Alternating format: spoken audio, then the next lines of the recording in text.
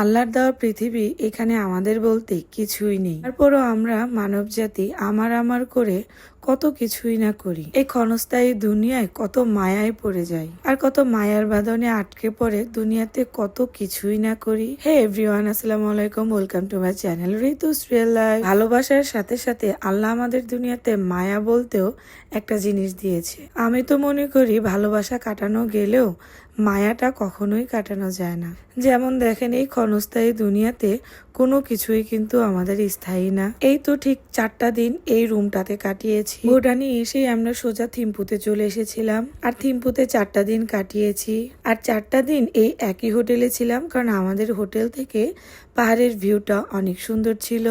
এই হোটেলের সার্ভিসের সাথে সাথে এই হোটেলের খাবারগুলো বেশ ভালো ছিল, আর এখান থেকে আমাদের শপিং করাও অনেকটা সহজ ছিল। তাই তো সবকিছু বিবেচনা করে আমরা 4টা দিন এই হোটেলে স্টে করেছিলাম। আর আজকে যেহেতু আমরা থিম্পু থেকে চলে যাব পারোতে, সেহেতু আমরা পারো সিটির একটা হোটেলে উঠবো, আর এই হোটেলটা ছেড়ে আজকে চলে যাব।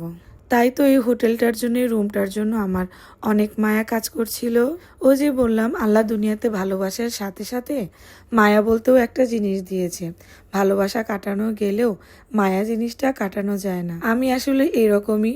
আমি যখন থেকে ট্রাভেল শুরু করেছি, ঠিক তখন থেকে যেখানে যাই না কেন, আসার সময় ওই জায়গাটার জন্য অনেক মন ছটফট করে। যাই হোক, এখানে তো আর চাইলেও থাকতে পারবো না। আমরা যেহেতু ঘুরতে এসেছি, আমাদের চলে তো যেতেই হবে। তাই তো নিজেদের জিনিসপত্রগুলো গোছগাছ করে চলে এসেছি ব্রেকফাস্ট করার জন্য।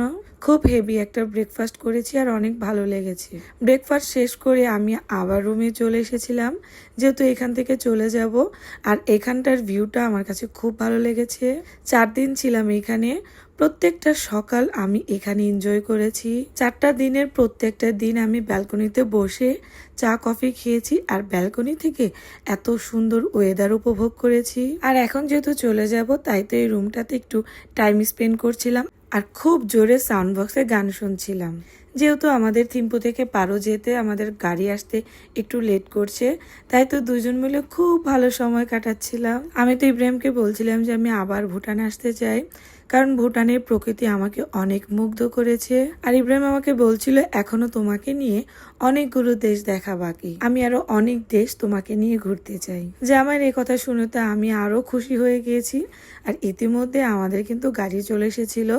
আমরা সবাই মিলে একটা বাসে উঠেছি, আর অনেক এনজয় করেছি। আমি ভুটান এসে সবচেয়ে বেশি যেগুলো দেখে আনন্দ পেয়েছি, সেটা হচ্ছে ভুটানের রাস্তাগুলো। ভুটানের রাস্তাগুলো আমার কাছে এত এত এত পরিমাণ ভালো লেগেছে যে আমি আমার ফোনের স্টোরেজ প্রায় ফুল করেছি ভুটানের এই সুন্দর সুন্দর রাস্তাগুলো ভিডিও করতে করতে। আল্লাহর রহমতে ভুটান ছাড়াও প্রায় অনেকগুলো দেশ আমি ভ্রমণ করেছি। বিশ্বাস করেন গাইস, এই দেশের রাস্তার মতন এত ভালো রাস্তা কোনো দেশের আমার মনে হয় নাই।